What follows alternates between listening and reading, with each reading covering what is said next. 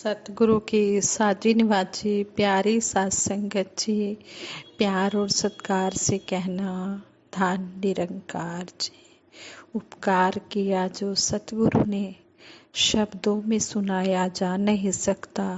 हम सारी उम्र भी देते रहें, ये कर्ज चुकाया जा नहीं सकता।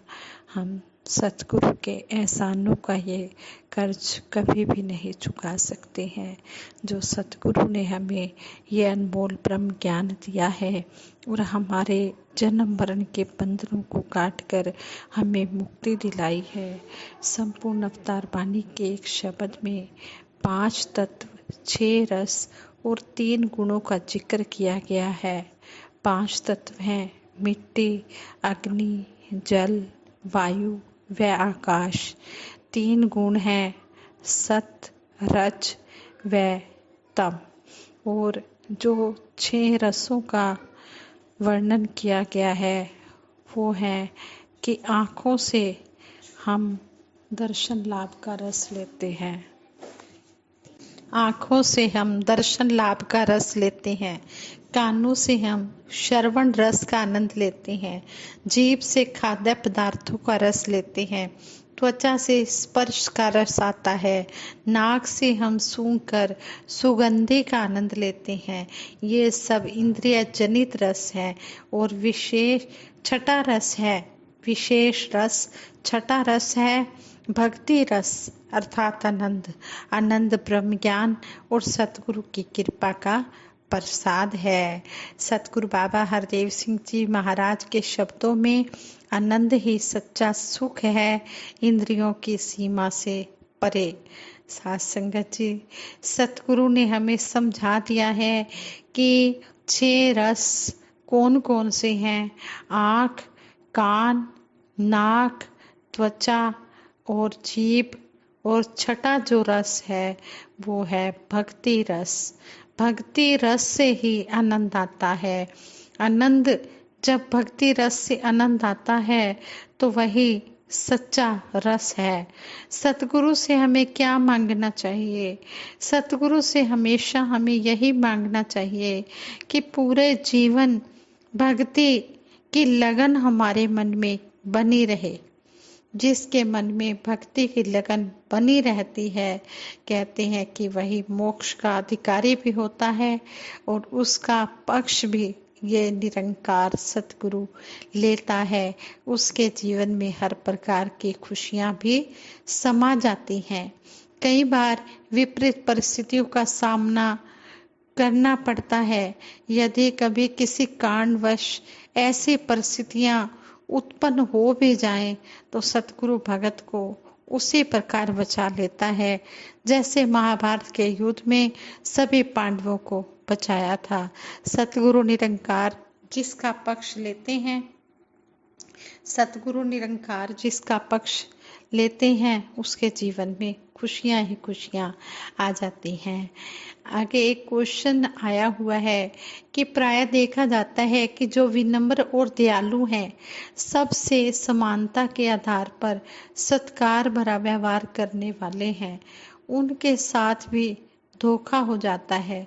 जबकि झूठ प्रेम का इस्तेमाल करने वाले सुखपूर्वक रह रहे हैं। ऐसा क्यों है? यदि हमारे जीवन में भक्तों वाले गुण हो ही नहीं तो फिर सत्संग करने का लाभ क्या है? यह क्वेश्चन आया हुआ है तो इसका आंसर भी आगे दिया गया है कि झूठ प्रेम करने वाले सुखपूर्वक रह रहे हैं। इसका अर्थ यह नहीं है कि सीधे सरल सज्जन व्यक्ति भी झूठ प्रेम करने लग जाएं। बुरे कर्मों व अच्छे कर्मों का परिणाम तुरंत नहीं मिलता है, परिणाम मिलने में समय लगता है। जिस तरह विद्यार्थी पेपर देने जाते हैं तो उनका रिजल्ट कुछ दिनों बाद या कुछ महीनों के बाद ही आता है।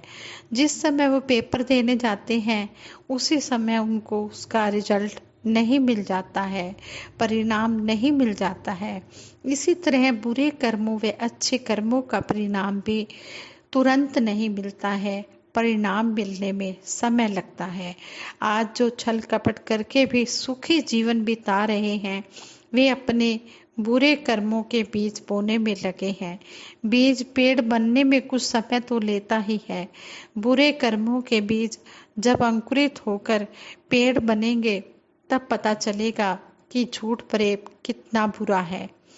सतगुरु बाबा हरदेव सिंह जी महाराज ने एक बार अपने प्रवचनों में समझाया था कि जिस प्रकार एक बीज अंकुरित होने में समय लेता है, इसी प्रकार हमारे कर्म भी परिणाम देने में वक्त लेते हैं।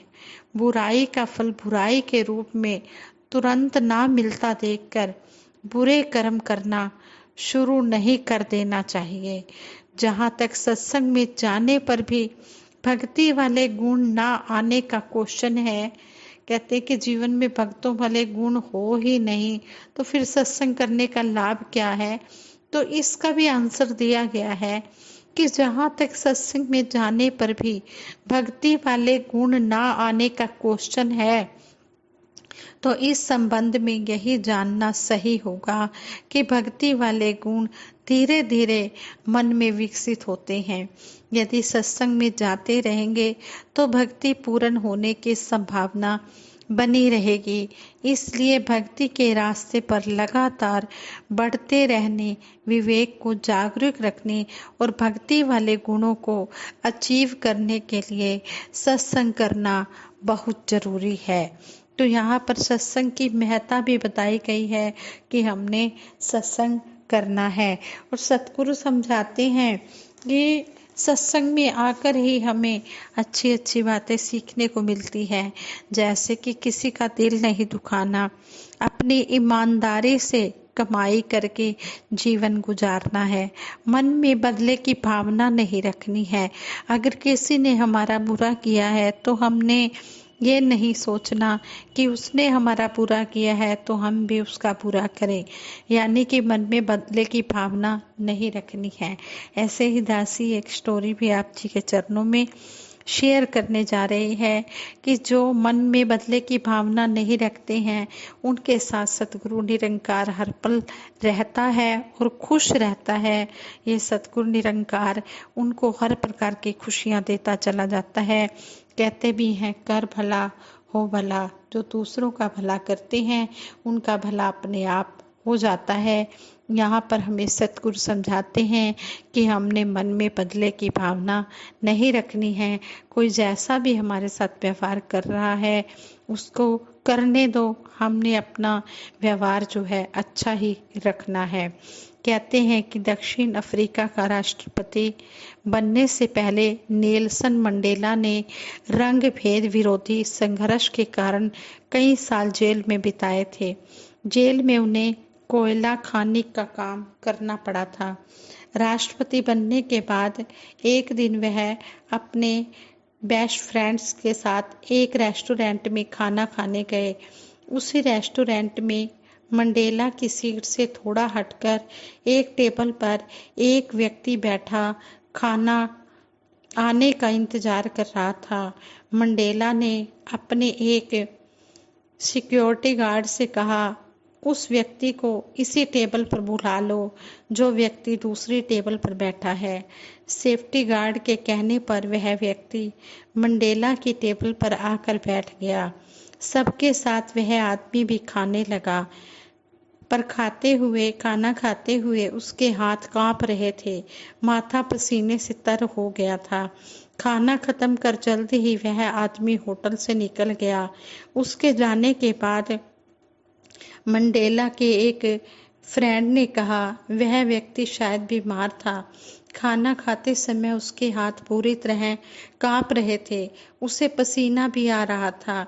मंडेला बोले, ऐसा नहीं है, वह आदमी उस जेल का जेलर था जिसमें मुझे रखा गया था।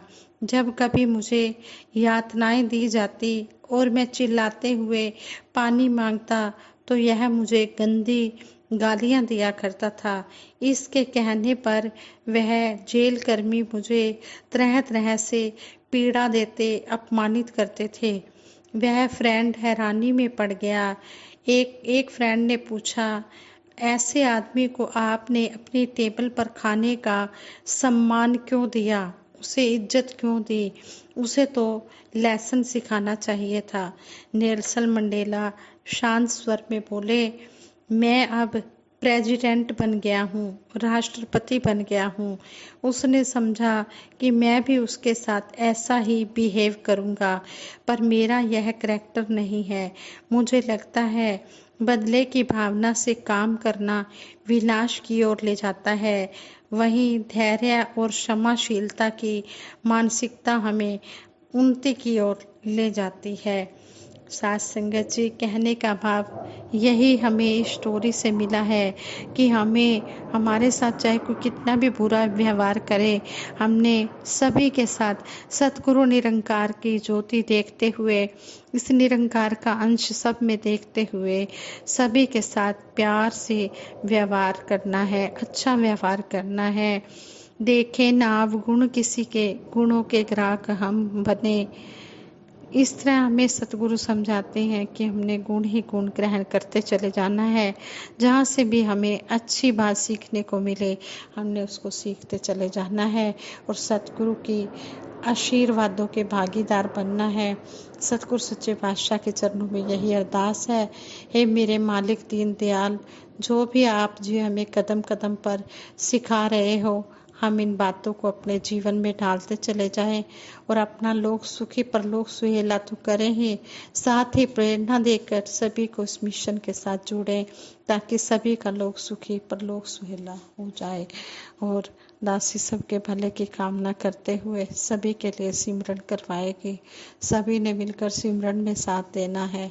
तू ही निरंकार, मैं तेरी शरण हां, मैनू बख्श लो।